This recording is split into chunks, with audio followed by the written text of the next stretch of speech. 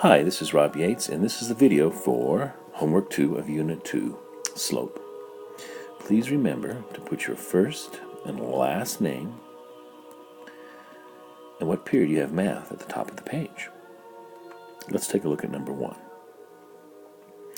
Number 1 says, evaluate each expression below for x equals -2 and y equals -5. A says, the negative absolute value of x minus y.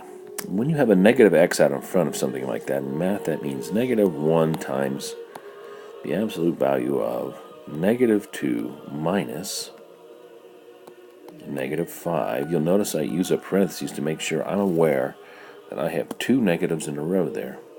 -2 minus -5. What happens when I have two negatives in a row? I think we know that we add those together.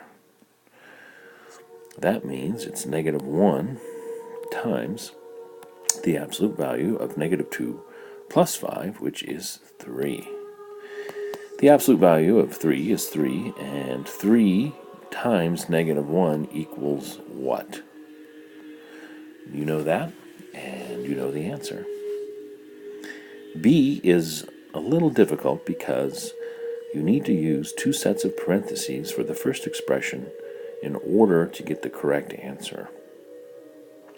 So if you were doing this in your calculator, you would write or punch in the square root of parentheses again, -2 parentheses squared, close your parentheses, and then plus the cube root of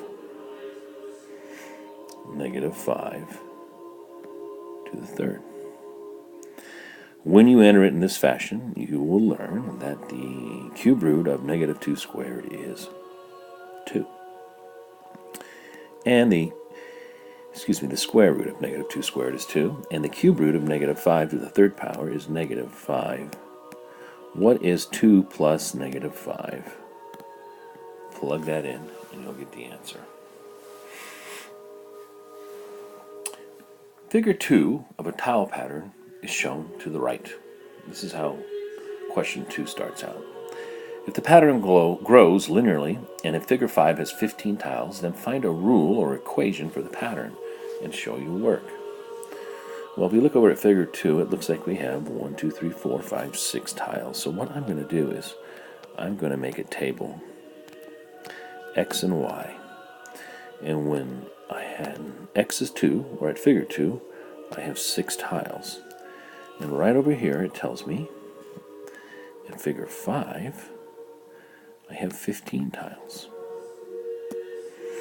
Slope is the change in y over the change in x. The change in y between 6 and 15 is what? It's 9. 6 plus 9 equals 15. 15 minus 6 equals 9. The change in x between 2 and 5 is 3, which means 9 divided by 3 is my slope. Well, I don't know everything yet. I still need to know what my b is. I know what my m is, and my y equals mx plus b. But the way I can do that is I can backtrack from figure 2. Setting up my table again, x and y, I remember that at figure 2, I have 6 tiles.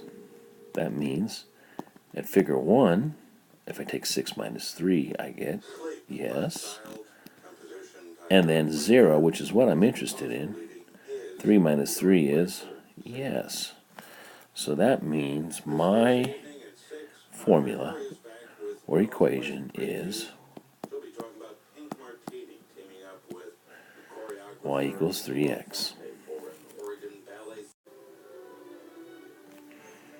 Number 3 says, find the slope of the line shown on the graph and explain what part of the slope indicates steepness and what part indicates direction.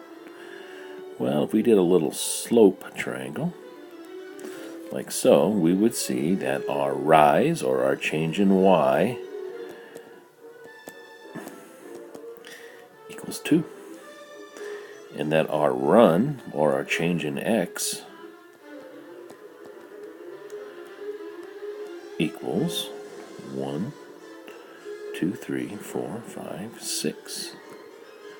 2 over 6 is the same as 1 over 3. So our m is 1 over 3. Steepness is indicated by the absolute value of the slope.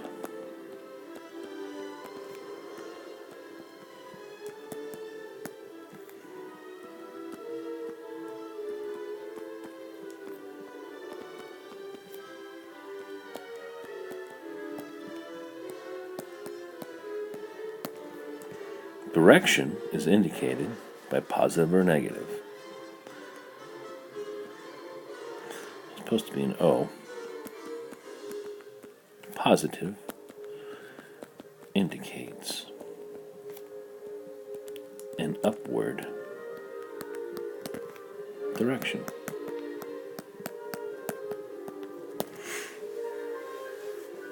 Number 4 says, find the output for the relation with the given input.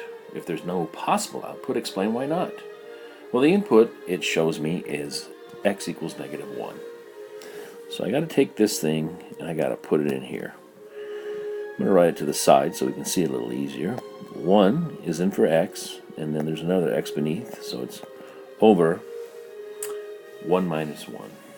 Well, I know that 1 minus 1 is 0. So,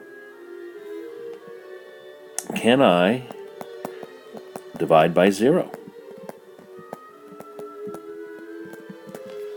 What's the math rule about that? If you know it, you know why or why not an output is possible for number 4. Let's take a look at, the back side. On the back side, it says, fill in the table of values for the function f of x equals 2x plus 4, and then graph the function on the grid provided.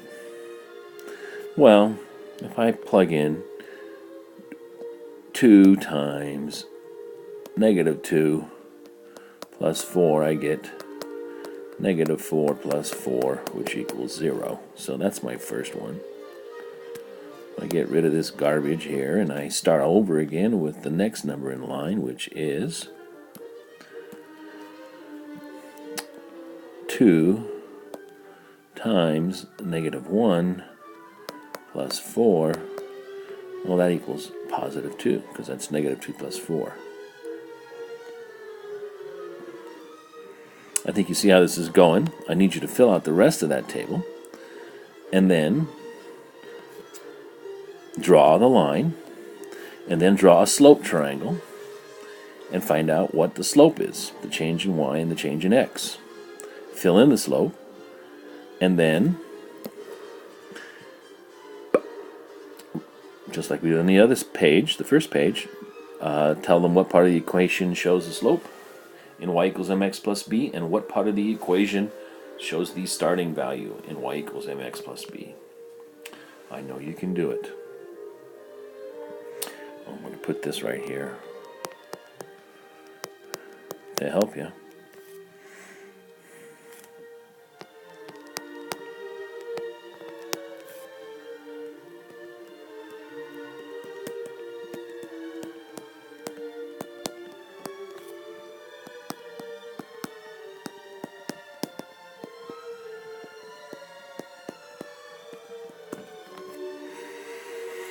Number 2 says, what number is not part of the domain of x, the f of x, equals 3 over x plus 5, and how can you tell?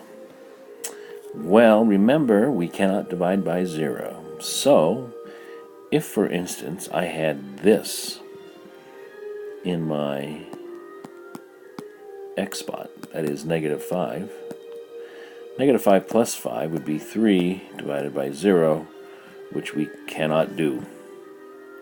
So, 0 cannot be part of the domain, because we can't divide by 0. Now, number 3 says, what is the range or the outputs of the f of x equals the square root of x plus 2, and how do you know? Well, I know that I cannot get the square root of a negative number. There are no two numbers multiplied together that will come up with a negative number that are the same. So, if I went to negative 2, I know that negative 2 plus 2 would equal the square root of 0, which is still 0. So, my input can be to 2, but my output can never be less than 0. So I would write my range equals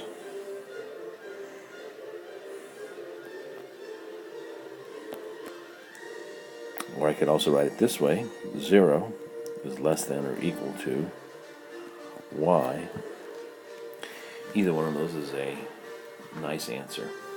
If you have any more questions, please get a hold of me or your math teacher or one of the tutors in the library before or after school. Thank you again, and we'll see you in our next video.